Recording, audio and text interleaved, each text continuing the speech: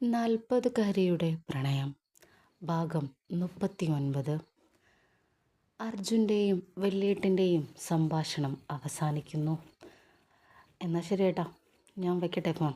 ആ, വെച്ചോളൂ. അങ്ങനെ വല്യേട്ടൻ ഫോൺ കട്ട് ചെയ്തു. ജയ് ആലോചനയിലായിരുന്നു.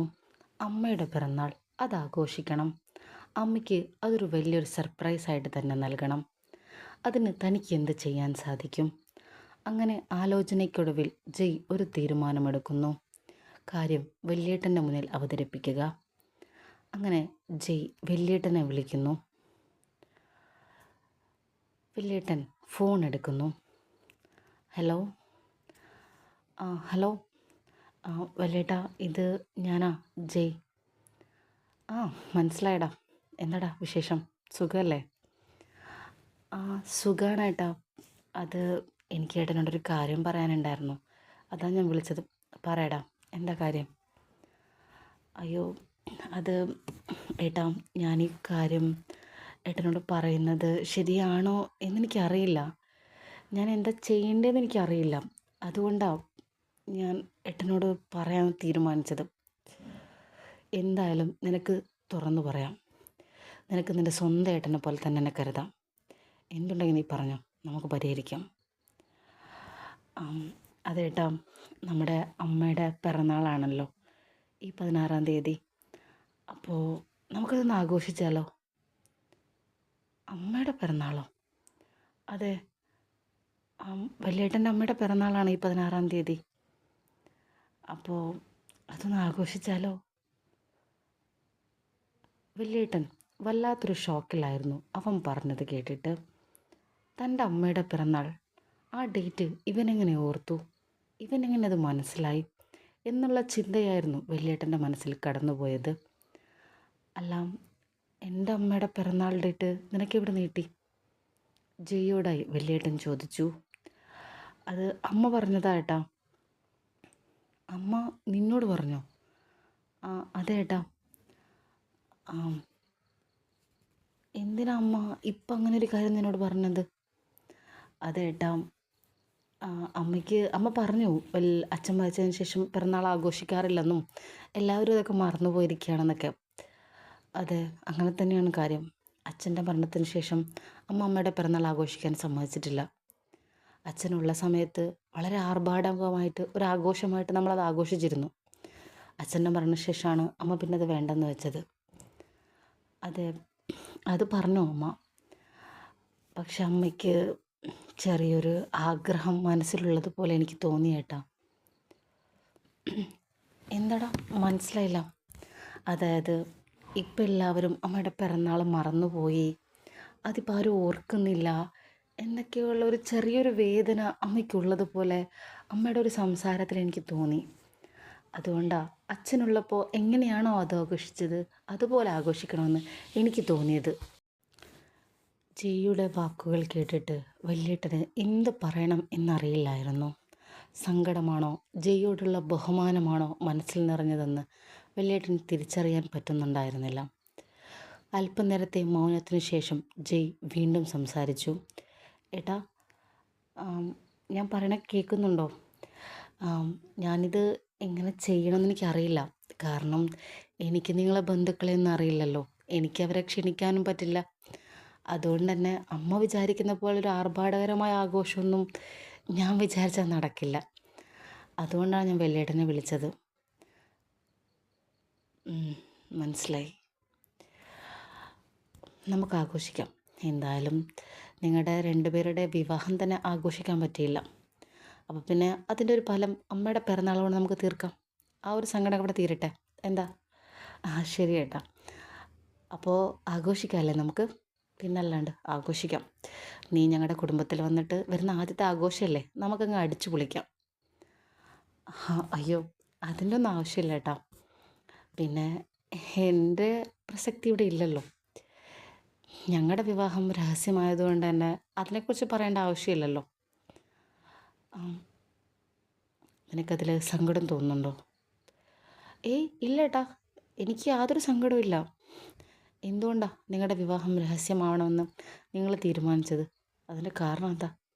വലിയേട്ടൻ പെട്ടെന്നാണ് ആ ചോദ്യം ചോദിച്ചത്. ആം, അത് അത് മീനു വന്ന് ഏട്ടനോട് പറഞ്ഞിരുന്നില്ലേ അതിൻ്റെ കാരണം എന്താന്ന്?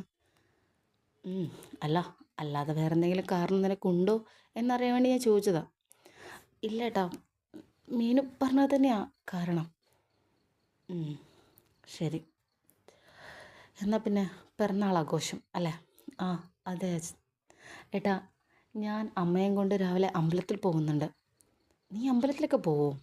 നീ ക്രിസ്ത്യാനിയല്ലേ? ആ, ഞാനിതുവരെ പോയിട്ടില്ല.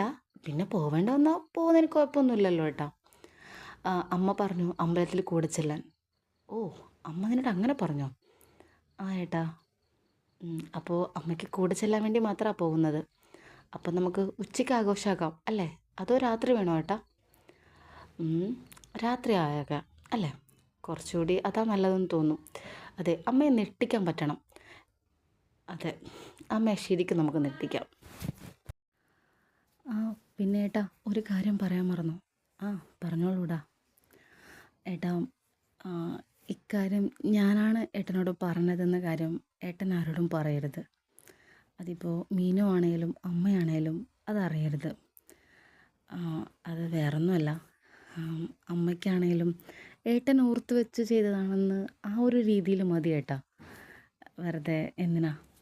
ഏട്ടന് ഓർമ്മയുണ്ടായിരുന്നു എന്നൊരു രീതിയിൽ മതി.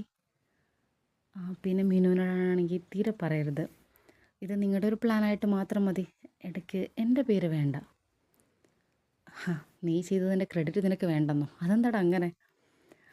അയ്യോ, ആ ക്രെഡിറ്റിനൊന്നും കാര്യമില്ലല്ലോ ഏട്ടാ. ഇത് അങ്ങനെയല്ല, ഞാൻ പറഞ്ഞതേ ഉള്ളൂ. കാരണം അമ്മയ്ക്ക് നിങ്ങൾക്കിത് ഓർമ്മയില്ലാത്തതിൻ്റെ ഒരു വിഷമാണുള്ളത്. അപ്പോൾ നിങ്ങൾക്കിത് ഓർമ്മയുണ്ട് എന്ന് അമ്മ വിചാരിച്ചോട്ടെ, അത്രയേ ഉള്ളൂ. ഞാൻ കരുതിയതുപോലെ ഒരാളെ അല്ല നീ, അല്ലേ? എന്താ ഏട്ടാ, എന്താ അങ്ങനെ പറഞ്ഞേ?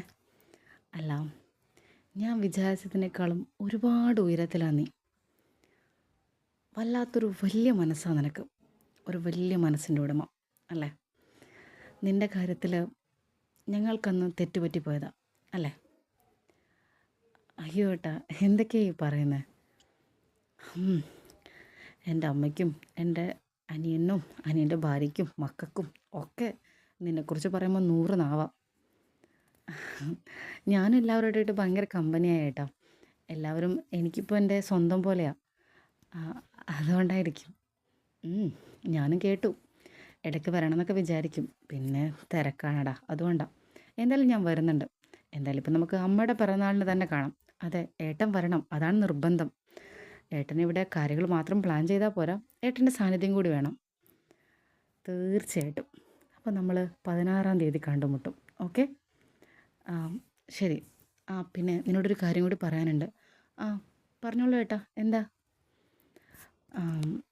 മീനുവിൻ്റെ ഭാഗത്ത് എന്തെങ്കിലുമൊക്കെ തെറ്റുപറ്റിയ, നീ എന്തെങ്കിലും പ്രശ്നമുണ്ടെങ്കിലും നീ അത് തുറന്ന് പറയാനുള്ള ധൈര്യം കാണിക്കണം. അതിപ്പോൾ നിനക്ക് എന്നോട് തന്നെ പറയാം. മനസ്സിലായോ? അവളെ നിങ്ങൾ ഒരുപാട് കൊഞ്ചിച്ചും ലാളിച്ചൊക്കെയാണ് വളർത്തിയത്. അപ്പോൾ അതിൻ്റേതായ എല്ലാ കുറവുകളും അവൾക്ക് കാണും. നിനക്ക് എന്തെങ്കിലും അവൾ ചെയ്യുന്ന കാര്യത്തിൽ ഇഷ്ടപ്പെടാത്തതുണ്ടെങ്കിൽ നീ എന്നോട് പറയാൻ മടി കാണിക്കരുത്. മനസ്സിലായോ? ഏട്ടൻ്റെ ഈ വാക്കുകൾ കേട്ടപ്പോൾ ജയ് മനസ്സിൽ പറഞ്ഞു, അതെ, ആ കൊഞ്ചലും ലാളനയും കൂടി അഹങ്കാരം തലക്ക് പിടിച്ചൊരു മുതലാക്കി വെച്ചിട്ടുണ്ട് നിങ്ങൾ. ഡാ, ഞാൻ പറഞ്ഞു കേട്ടോ? ജയ്യെ പെട്ടെന്ന് ചിന്തയിൽ നിന്ന് വിളിച്ചുകൊണ്ട് വലിയേട്ടൻ ചോദിച്ചു. കേട്ടു. ഇല്ല ഏട്ടാ, ഒരു പ്രശ്നമില്ല. ഞാനും മീനുമൊക്കെ ഹാപ്പിയായിട്ട് പോകുന്നുണ്ട്. മീനുവിന് വളരെ നല്ല സ്വഭാവമാണ് ഏട്ടാ. ഏട്ടൻ കരുതുന്ന പോലെ ഒരു പ്രശ്നമില്ല. നിൻ്റെ ആ പറച്ചിൽ തന്നെ എന്തോ ഉള്ളതുപോലെ ഉണ്ടല്ലോടാ. ഞാൻ ചുമ്മാ പറഞ്ഞതേട്ടാ. എനിക്ക് മീനുണ്ടെങ്കിൽ ഒരു പ്രശ്നമില്ല ഏട്ടാ. എന്തുണ്ടായാലും നിനക്ക് തുറന്ന് പറയാം. എൻ്റെ പെങ്ങളെക്കുറിച്ച് എനിക്കറിയാം, അവളുടെ സ്വഭാവം എങ്ങനെയാണെന്ന്. അപ്പോൾ നിനക്ക് എന്തെങ്കിലും ഇഷ്ടപ്പെടാത്തതുണ്ടെങ്കിൽ നീ എന്നോട് പറഞ്ഞാൽ മതി. മനസ്സിലായോ? മനസ്സിലായി ഏട്ടാ. അങ്ങനെ എന്തെങ്കിലുമൊക്കെ ഉണ്ടായാൽ ഞാൻ പറയാം. എന്നാൽ ഞാൻ ഫോൺ വയ്ക്കട്ടെ ഏട്ടാ? ശരിയെടാ, ഓക്കെ. ജയ് ഫോൺ കട്ട് ചെയ്തു. ഈ ഭാഗം ഇഷ്ടമായെങ്കിൽ ചാനൽ സബ്സ്ക്രൈബ് ചെയ്യാനും ലൈക്ക് ചെയ്യാനും മറക്കരുത്. അടുത്ത ഭാഗം ഉടൻ വരും.